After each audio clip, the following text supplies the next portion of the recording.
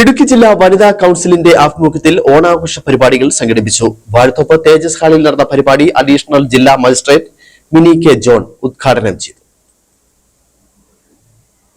ആശ്രയ Bhavan സ്വതർ shutter home അന്തേവാസികൾക്കായാണ് ഓണാഘോഷം സംഘടിപ്പിച്ചത്. വാഴത്തോപ്പ് തേജസ് ഹാളിൽ നടന്ന പരിപാടി അഡീഷണൽ ജില്ലാ മജിസ്ട്രേറ്റ് മിനി കെ ജോൺ ഉദ്ഘാടനം ചെയ്തു.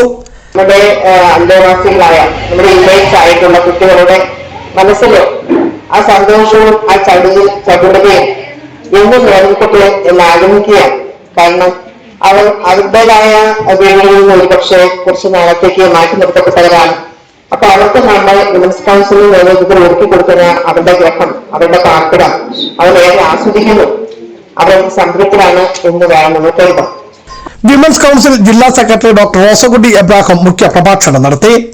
Doctor P C Raveendranath, Annie Jabaraj, Mary M J, doctor Maya Jawahar, Josy Maxin, Rincy Jose എന്നിവർ ആശംസകൾ അർപ്പിച്ചു.